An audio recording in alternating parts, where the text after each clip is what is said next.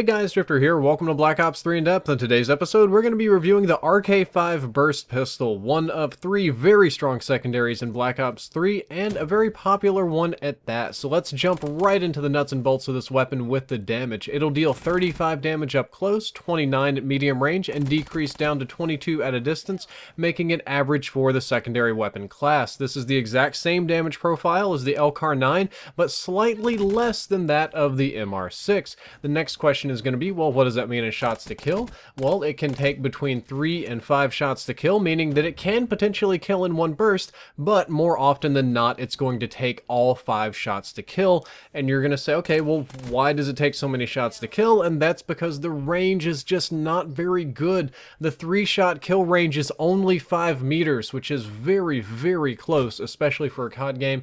And the 4-shot kill range only goes out to 10 meters, so anything after 10 meters is going to be 5 shots to kill, or 5 out of 6 of the 2 bursts that you have to use to kill somebody. It is surprisingly effective at close range, but surprisingly ineffective at long range, and I feel that that is the true weakness of the RK5, because other than this miserable range, it's got a lot of other very, very good things going for it.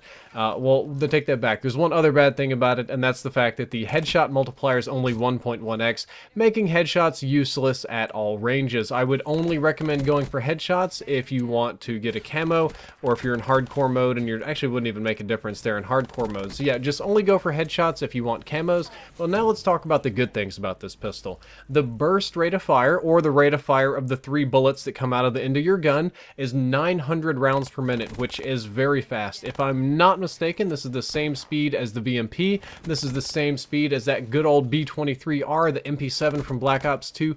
It dumps bullets out at a very high rate of fire, which is one of the primary reasons that I think people like it.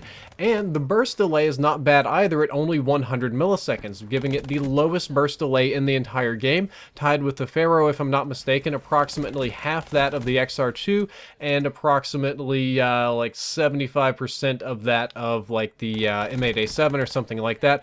But the burst delay is very, very fast. So fast, in fact, that most people would say there's none at all. It's a very easy weapon to spam, very easy weapon to dump bullets downstream, thus making it kind of easy to use, but this is where we're getting into the wishy-washy part here.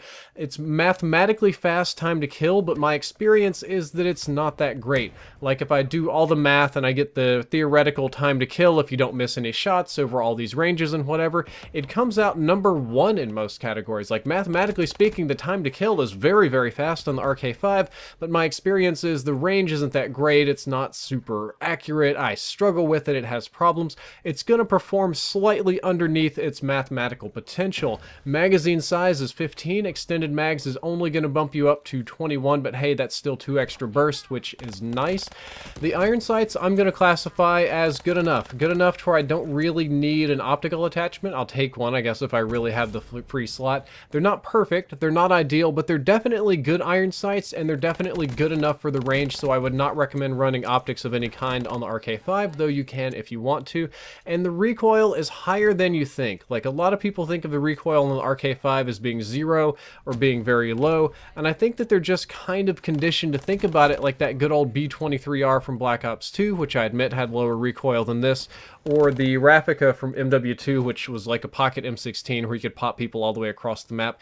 It's not those weapons. It kicks more than those weapons. However, thankfully, the recoil is mostly vertical, meaning that it's relatively easy to control. It does go to the sides a little bit. Typically, it's the 3rd shot that goes haywire and not the 2nd one, and it's got okay-ish hipfire spread. It used to have very good hipfire spread. However, after the recent patch, it got nerfed a little bit, so the hipfire spread is a little bit wider now, unfortunately not the best. Aim down sights time is 125 milliseconds, making it the slowest in its class, but I do want to point out that even though it has the slowest in-class ADS time, that's still very fast. Like, that's way faster than the assault rifles or SMGs or shotguns, anything. All the pistols ADS very fast. This one just aims down sights a little bit slower than the other one. Reload time is 1.5 seconds, which is average for the class. I think they're all like that. This one you will be reloading a lot. If you think about it, if you got 15 rounds in the mag, that means you can only pull the trigger 5 times before you have to reload. So do expect to do a lot of reloading, especially if you have to consider that you're almost always going to be needing to pull the trigger more than once to kill somebody.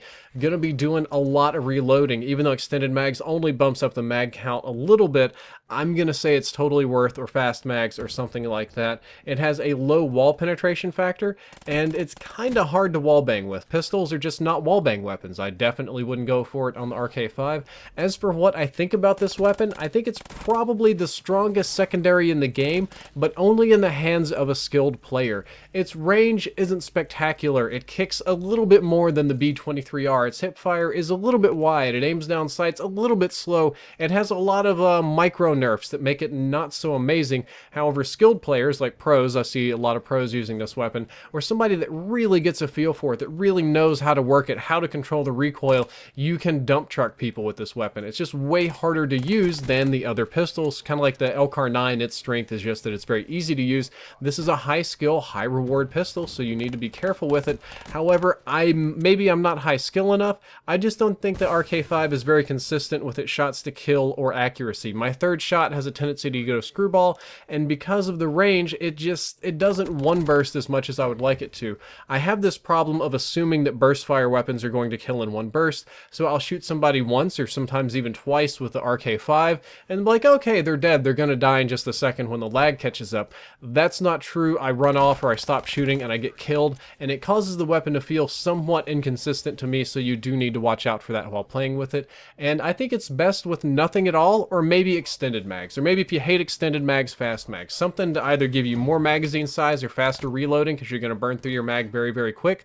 But like most pistols in the game, it's probably best with just no attachments and run it as a base secondary. Guys, that is all for this in-depth episode. I hope that you've enjoyed it, and I hope that you learned something useful. If you did, don't forget to like, favorite, and subscribe. The previous episode was on the MR6 pistol, and the next episode is going to be on the godly LCAR-9. Drifter out.